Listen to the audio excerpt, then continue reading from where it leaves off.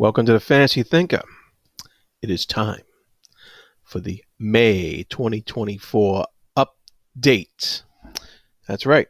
So I managed to get 4 books read this past month, and some other stuff that we'll get into in a little bit. But first, for the stuff that I finished Master of White Storm, The Master of White Storm by Jenny Wirtz, a fantastic sword and sorcery type tale that turns quite epic and has and once again it's a standalone novel, and Jenny Wirtz lands the ending, and it was fantastic.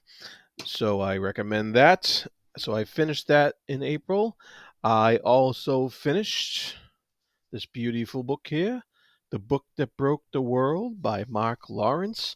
And I'm hoping to have a talk with various folks about this pretty soon. That'd be nice if it happens. And so, very much love this series. It's the second book in the Library trilogy, and it was fantastic. Great characters, great setup of a world that revolves around a magical library. That's just fantastic. I love it. All right. I also finished Acceptance by Jeff Vandermeer, Book 3 in the Southern Reach trilogy. I am we read this trilogy on the podcast Speculative Speculations, and so go ahead and check out that podcast when you get a chance. It was a really cool trilogy, that the Southern Reach trilogy, that came to kind of an open-ended conclusion to make your own thoughts and ideas about. But it was quite the enjoyable ride. I was very happy to finish off this trilogy. It was really cool. All right. I also finished Gateway by Frederick Pohl. This is part of the Sci-Fi Masterworks series that we're doing as a read-along with some friends on pagechewing.com. And so that was a really cool book. I liked it a lot. Solid sci-fi tale, kind of alien interaction, kind of not, but it was really well written, and it was a good time. Good thing to read. All right, so that's all the novels that I read in the month of April. I also finished off this graphic novel called Geiger by Jeff Johns and Gary Frank, and I gotta say, Gary Frank's artwork is very cool. I've followed him for, he's been around for like 30 years or whatever, but he's hasn't lost his touch. The artwork is spectacular. The story's okay.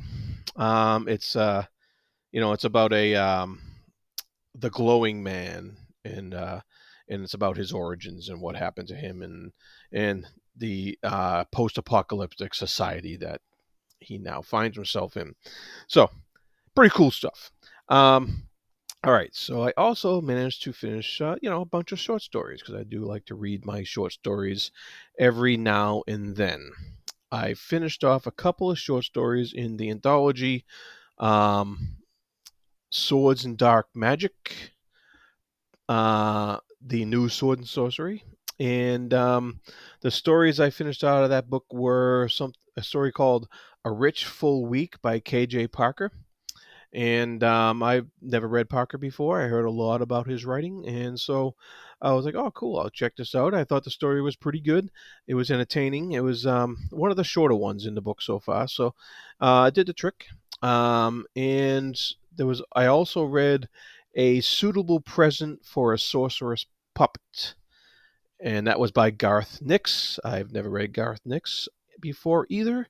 And once again, a serviceable dark magic tale, and I thought they were both pretty good, pretty good. Not as good as some of the stories that started out this anthology, but still very well put together. So I look forward to continuing on in that anthology. I also read Yes, another short story out of Tales Before Tolkien, and this time it was The Griffin and the Minor Canon by Frank R. Stockton. First appeared in October of 1885 in the issues of St. Nicholas, Massachusetts magazine, and this was a very very interesting tale because it gives you like an old idea of what people thought of the mythical creature of the griffin, and I liked it a lot because the griffin wasn't just this wild bird lion bird cat thing that could fly and eat horses. It was and it wasn't a creature that knights can saddle and turn into a flying horse or whatever. Um, the griffin actually was a powerful creature, intelligent, could talk, could reason, and um, actually was very philosophical. And it was very interesting to see a griffin portrayed in that manner well over a century, 150 years ago almost. And so I'm like, wow, that's what griffins used to be looked as. What happened? Why are they just beasts these days? All right, so that was cool. That was a cool little short story that came out of Tales Before Tolkien. I also read another folk tale from my Chinese myths and folk tales collection. And this one was called, let's see here, The Painted Wall. And it was very interesting. A little folk tale about a guy who is fascinated by a painting. He walks into it. He meets a woman in there who has, and he pointed out in the painting that she had on some sort of ribbon or something that signified she was available, and so he ended up marrying her in the painting, in this place that she was living. She was living in the painting. It's kind of fun, and then all of a sudden he got sucked out of the painting for some reason, and the uh, the painting changed and the woman had on a different kind of ribbon that signified she was married. So it was really nice little short folk tale out of Chinese myths and folk tales. So I'm gonna keep going in both of those books as well next time. So I'm also reading short stories out of the big book of science fiction.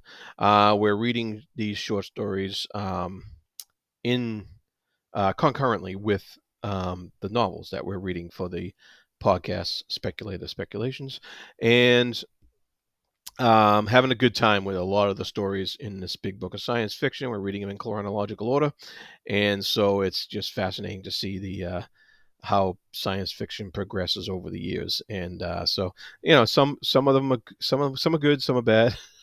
Well, not bad, but I shouldn't say bad. They're just not to my taste, maybe. I don't know. They're dated. Yeah, so maybe we can say that. But very cool though. Just very cool seeing a progression of sci-fi short stories over the years. So we'll be continuing on in that book as well. So that's all the stuff I read. What am I in the middle of now? Well, also on that podcast, we are now started Embassy Town by China Mieville. So this has been pretty cool so far. We're about halfway through, and yeah, if you've ever read Mieville before, this is definitely his style, and he's giving us a tale that is quite unique and very very interesting. I am also still reading Dust of Dreams by Stephen Erickson. I think I'm almost done sub book 3. Yeah, I'm almost done sub book 3. We'll be starting sub book 4. I'm hoping. hoping to finish this by the end of May. We'll see. We'll see. Taking my time with it because and I'm really loving it. I'm loving. This is the reread. This is my Malazan reread, and I'm really loving getting back into that world and just rediscovering things that I definitely missed the first time, and so it's been a lot of fun. Ah, another page-turning read-along book is Perils Gate. We'll be discussing the first 4 chapters of this book on Sunday. That's tomorrow. 5/5, yeah. And so I'm looking forward to that. This book picks right up where Grand Conspiracy left off, and once again, of course, you all know how I feel about Janie Wirtz's writing. Outstanding. And I've also started The Rediscovery of Man by Cordwainer Smith, yet another sci-fi masterwork novel. This is actually a collection of short stories. So, hey, it's kind of a short story kind of month, right? Yeah, I just started that. So, read a couple short stories in there. Very good so far. Very good. Very good. I like it. And I am also continuing my comparison of comics and prose with Assassin's Apprentice as Dark Horse continues to put out single issues of Assassin's Apprentice month to month. I'm reading the comic, then I'm reading the subsequent chapter or chapter or two that goes with the comic, and it's been very, very interesting approaching a work of fiction in that manner. So I'm not sure if I can recommend it yet because I'm kind of burning to get through the rest of the book. But patience, patience. All right. So that's what I'm in the middle of. I don't know what I'm gonna be reading in the future, except for one thing I really, really, really want to get to or start at some time in the month of May, and that is Book 3 in the Drowned Kingdom saga by P.L. Stewart. I really want to get to that because I'm kind of jonesing to get back into that world because he he created a spectacular world there, and I had a lot of fun reading the first 2 books in that series, and I want to get back to reading some self-published stuff too. Yeah, I think it's Lord and King is the name of the third novel, and I want to get to that. So if if I haven't started that by the end of May, somebody needs to put my feet to the fire and let me know. All right. Um, just kidding. Be nice. All right. So that is, I think, my May roundup updates. Yeah, that's what it is. Update. And yeah. So with all that said, I hope you had a great April for reading. I hope you got some great plans to read in May. And be good to each other. Thank you.